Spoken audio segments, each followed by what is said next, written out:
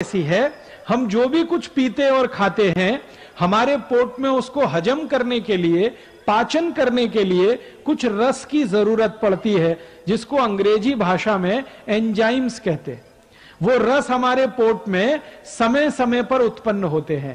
ताक को पचाने के लिए, दही को पचाने के लिए जो रस चाहिए वो दोपहर को ही पोट में आता है ज्यादा।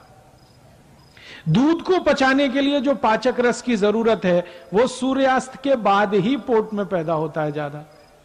और जूस को पचाने के लिए जिस पाचक रस की जरूरत है वो सकाळी सबसे जास्ती होता है। इसलिए नियम बना दिया गया, सकाळी जेवण नंतर जूस, दुपारी जेवण नंतर ताक, रात्रि जेवण नंतर दूध। समझ गए? अब आप ये बहुत सारी आई और ताई यहां जो बैठी है वो ये कहेगी, हम तो हमारे बच्चों को सुबह सुबह दूध पिला के स्कूल भेजते हैं। आयुर्वेद कहता है कि सुबह का समय दूध पीने के लिए अच्छा नहीं है। सबसे अच्छा समय दूध पीने का है वो शाम को है। तो आप क्या पिलाएं सुबह सुबह बच्चों को? जूस पिलाइए, संतरे का रस पिलाइए, मौसमी का पिलाइए, द्राक्षी का पिलाइए, टमाटर का पिलाइए, गाजर का पिलाइए। कुछ नहीं है तो नींबू की शिकंजी ही पिला दीजिए, सबसे सस्ता। और जितने दिन ऊस खाने को मिलता है, जितने दिन 3 महीने 4 महीने, तो सकाळी ऊस का रस जरूर पीने का, नाश्ता नंतर, जेवण नंतर। आप बोलेंगे इसमें क्या है? ये जो ऊस का रस है ये अद्भुत है। इसकी सबसे बड़ी विशेषता है कि इसमें भरपूर मात्रा में कैल्शियम है। और हमारे शरीर की ये जो हड्डियां होती हैं इनको बनाने के लिए कैल्शियम सबसे जास्ती उपयोग में आता है। और जूस जो है ऊस का रस, उसमें सबसे जास्ती कैल्शियम। फिर दूसरे नंबर पे सबसे जास्ती फास्फोरस है। कैल्शियम और फास्फोरस अगर किसी रस में है तो वो तो सबसे अद्भुत है। इसलिए ऊस का रस जितने दिन मिले जरूर पीना। क्या क्या फायदा होगा? हड्डियां मजबूत होंगी, शरीर में चुस्ती फुर्ती रहेगी, ताकत बहुत ज्यादा आएगी। और मैं आपको एक दो माहिती देता हूं। जो ऊस का रस पी सकते हैं सुबह सुबह, उनको जिंदगी में कभी भी काविड़ रोग नहीं हो सकता। काविड़ समझते हैं मराठी में?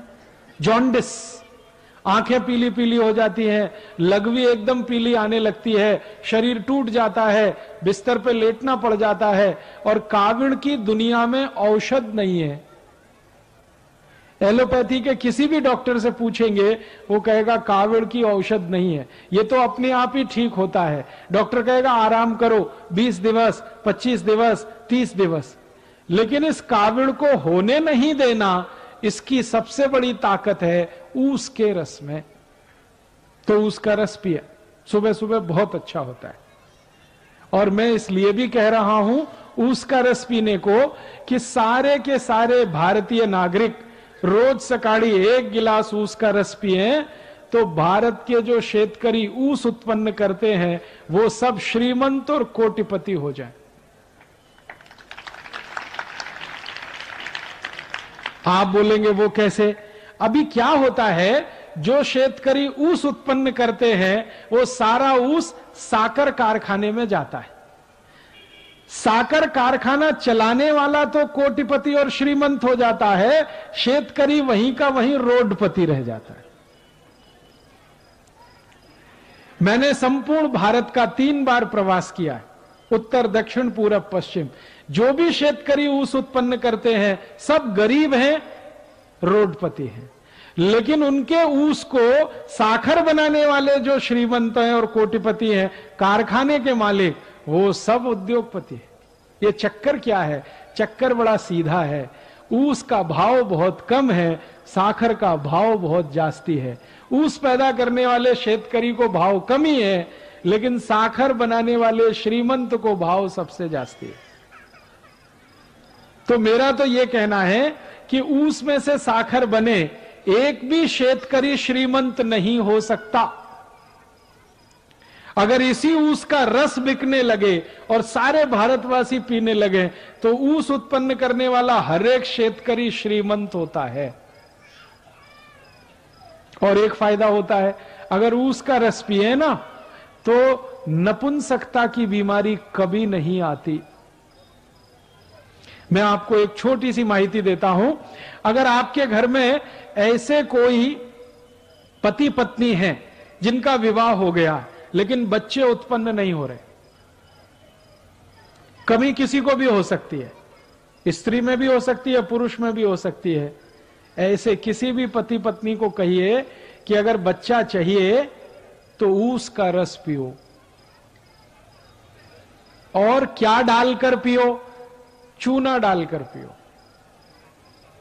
चूना देखा है पान में जो लगाते हैं, वो चूना 1 ग्राम 1 गिलास ऊस के रस में मिला के 3-4 महीने से 5-6 महीने तक कोई भी पी ले, बड़े आराम से बच्चा हो जाएगा।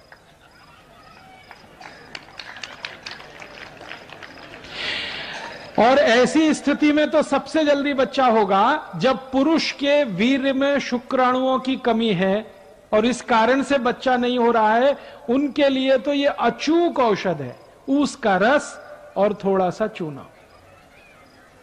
ये ऊस का रस और चूना दुनिया की सबसे अद्भुत औषध है। आप इसको पी सकते हैं, गुर्गे दुखने का अगर रोग है ना तो भी इसको पी लीजिए, गुर्गा दुखना कम कर देगा। कांधा दुखता है, कमर दुखती है, संधिवात हो गया है, ऊस के रस में चूना मिला के पीजिए, बहुत अद्भुत परिणाम। बार बार काविड़ होता है, ऊस के रस में चूना मिला के पीजिए, और अच्छे परिणाम। नपुंसकता है, शारीरिक कमजोरी है, उसमें भी ये काम करता है। तो मेरा कहना है आयुर्वेद का नियम, सकाळी जेवण नंतर जूस पीने का, तो ऊस का रस सबसे अच्छा। दूसरे नंबर पर संतरे का रस, मौसमी का रस, द्राक्षी का रस, टमाटर का रस, गाजर का रस, और ये जितने भी रस आप पिएंगे सबका पैसा शेतकरी समाज को ही मिलेगा। और शेतकरी समाज को पैसा मिलेगा, शेतकरी समाज श्रीमंत होगा। मेरी आपको एक छोटी सी विनंती है, कुछ और रस आते हैं हमारे देश में बोतल में बंद, वो कभी नहीं पीना, वो सब खतरनाक है।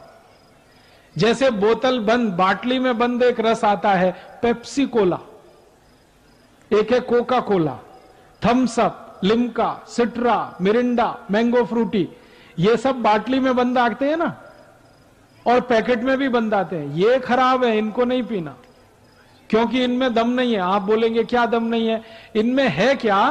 मैं विज्ञान का विद्यार्थी रहा हूं, और विज्ञान के विद्यार्थियों के ऐसे 14 तरह के केमिकल मिलाए जाते हैं, और ये सब जहर हैं, सभी विष हैं। ये पेप्सी और कोका कोला में तो एक केमिकल मिलाया जाता है, उसका नाम है फास्फोरिक एसिड। ये फास्फोरिक एसिड से आप जानते हैं क्या बनता है? संडास साफ करने वाला हार्पिक। आपने टीवी जाहिरात देखा हार्पिक? वो संडास पात्र पे डालो, 2 मिनट में फ्लश करो, झकाझक सफेद कर देता है। वो कैसे कर देता है? उसमें एसिड मिलाया हुआ है जिसको तेजाब कहते हैं, और उसका नाम है फास्फोरिक एसिड। वही एसिड पेप्सी कोका कोला में भी मिलाया जाता है। तो एक बार मैंने सोचा कि हार्पिक से अगर संडास साफ हो सकता है तो पेप्सी से भी होना चाहिए, क्योंकि दोनों में एसिड है। तो मैंने मेरे घर में करके देखा। मैंने मेरे घर में क्या किया, 1 महीने तक संडास साफ नहीं किया, खूब गंदा हो गया, एकदम पीला पीला कचरा जमा हो गया उसमें। फिर मैं पेप्सी और कोका कोला की बाटली लेके आया और संडास पात्र पे गिराया, और 2 मिनट के बाद पानी से फ्लश किया, संडास पात्र झक्काझक सफेद, एकदम व्हाइट एंड व्हाइट, एकदम नीट एंड क्लीन। वो दिन से मैंने एक जाहिरात शुरू किया है, ठंडा मतलब टॉयलेट क्लीनर। ठंडा मतलब कोका कोला नहीं है, ठंडा मतलब टॉयलेट क्लीनर। अब मुझे बड़ा दुख होता है कि पढ़े लिखे श्रीमंत लोग ये टॉयलेट क्लीनर गटागट पीते रहते हैं, जास्ती एजुकेटेड जास्ती पीते रहते हैं। Engineer, doctor, chartered accountant, manager, professor सब संडास साफ करने वाला पानी पी रहे। किसी के लग्न प्रसंग में जाते हैं ना तो फोकट में मिलता है, तो 2-2, 3-3 बाटली गटकते। और पीने वाले घर में अकेले नहीं पीते, कोई मेहमान आ गया उसको भी पिलाते। एक तरफ कहते हैं अतिथि देवता होता है, देवताओं को ही संडास साफ करने का पानी पिलाते रहते। और कुछ अतिथि अपने घर में ऐसे आते हैं जो कहते हैं ठंडा लाओ, माने हमको संडास साफ करने का पानी पिलाओ। मेरी आपको हाथ जोड़कर विनती है, ये Pepsi, Coke, Thums Up, Limca, Citra नहीं पीना, क्योंकि इसमें एसिड है। वो एसिड पेट को जलाता है, एसिडिटी पैदा करता है। और सबसे तकलीफ की बात पता है क्या है? कि आप बाटली खरीदते हैं, वो 10-12 रुपए की आती है, कारखाने में सिर्फ 70 पैसे की बनती है, वो 12 रुपए में आप खरीदते हैं। और ये पेप्सी, कोका कोला की बाटली विदेशी कंपनी की है, अमेरिका की कंपनी की है, वो भारत की नहीं है। तो आप अगर 12 रुपए की बाटली खरीदें, 70 पैसा खर्चा होता है, 11 रुपए 30 पैसे मुनाफा होता है परदेशी कंपनी को। उसमें से वो 1 रुपए 1.5 रुपए टैक्स का देके, फिर दुकानदार को 1-8 रुपए देके एक बाटली पर लगभग 8 से 8.5 रुपए कमा के अमेरिका ले जाते हैं। अगर एक बाटली पेप्सी कोला किसी ने पिया, 8 रुपए भारत देश का अमेरिका को दिया। 2 बाटली पिया 16 रुपए दिया, 3 बाटली पिया 24 रुपए दिया। दर वर्षी भारत में पेप्सी कोका कोला की 700 कोटी बाटली बिकती है और दर वर्षी भारत देश का 5,700 कोटी रुपए अमेरिका जाता है। 5,700 कोटी रुपए इतनी बड़ी रकम है कि अगर इससे सोना खरीद लिया जाए तो बीड़ जिले के एक गांव की सड़क सोने से बन सकती है।